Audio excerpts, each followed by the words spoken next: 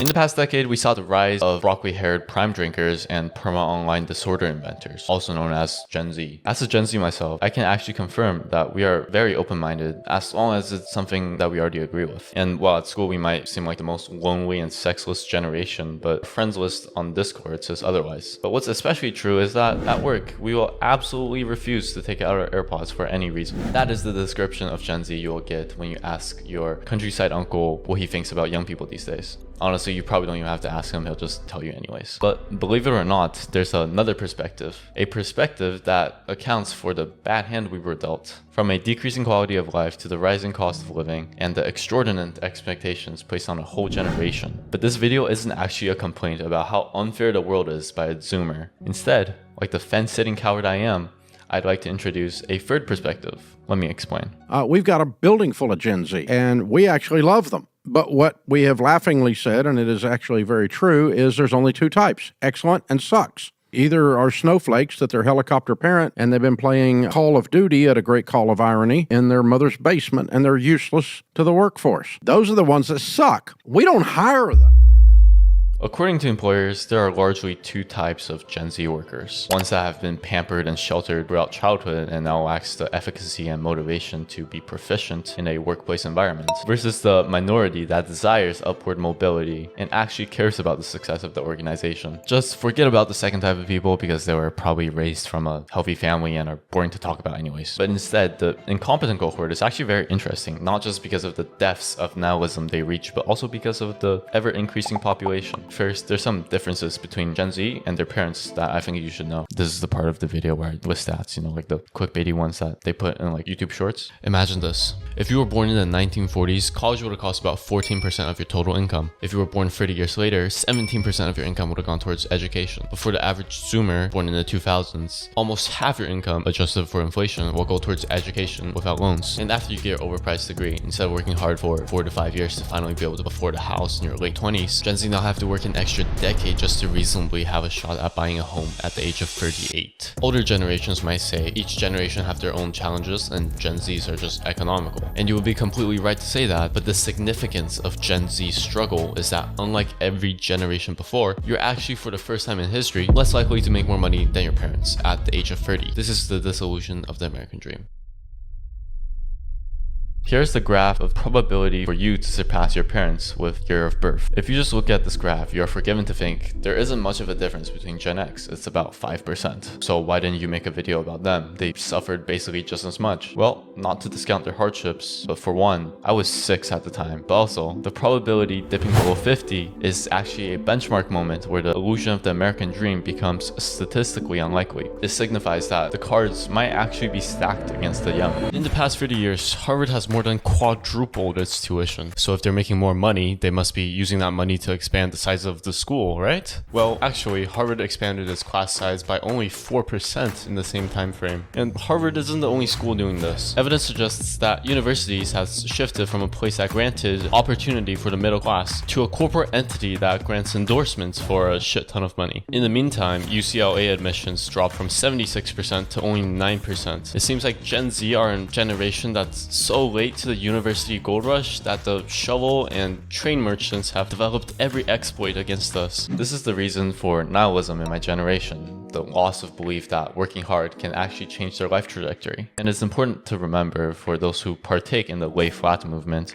or the silent quitting or just the giving up movement that they don't see 1 or 2 percentage points on a graph. Instead, they see the tripling of college tuition prices, the interest rate of student loans, the outrage of housing prices, and most importantly, years and years of monotonous, meaningless employment. So are Gen Z employees incapable, useless, and selfish? Maybe. Are they struggling, disadvantaged, and hopeless? Probably. But do they feel like they don't have a fair shot at life that their parents had? Definitely. So can you really blame the new generation for giving up in the face of an invalidated future and almost impossible to reach dreams? On the other hand, at the mention of Gen Z, you might picture a teenager who gets cranky without his daily 5 cans of Monster, or a friend that is more concerned about the upcoming balance patch than his own career. I was that friend. This is to say, Gen Z's reputation is not completely unfounded, and that your truck driving uncle isn't crazy. When you combine the fact that we were raised with outsourced parenting by YouTube videos, and that we grew up in such an ordinary and boring environment that we never truly struggled, what is there to motivate a unaware and complacent generation? Guys in our generation are so permanently online that their parents legitimately worry that they don't get into enough trouble at school. The carrot and the stick that motivated the oat milk drinking millennials, the Mark Zuckerberg generation, to be ambitious and enthusiastic were taken away from us. The weight of failure was replaced by sheltered pampering, and the fruit of our efforts became a faraway promise of getting rich and owning cool cars one day. The younger generations are undermined of our efficacy. This means that we don't actually think we can make a difference. Like learned helplessness, we see ourselves with a predetermined role in society with little to no ways of making a meaningful impact. For an increasing portion of our generation, what motivates us day to day isn't the hope of achieving success, but merely the dopamine peaks that we get to indulge in after a day of school or work. That is why older generations take a look at young people today and say they are undisciplined and lazy, because we are undisciplined and lazy. We are combating a loss of hope for the future so prominent that we have to turn to escapism at every opportunity. When I was a big League of Legends enjoyer, and I'm sure this is true for other games as well, but almost everyone I encountered were like this. He had a office job. He would tell me that he would just sit at his desk playing TFT, and when his boss walked around, he would pull up his spreadsheet and do quickly like little bits of work just to like seem like he's like doing work. And to me, who talked to him quite a bit, it seemed like he would go home every night to smoke and play some solo queue just to do it all the next day. This isn't to point out and be disapproving of someone's lifestyle. I've been there myself.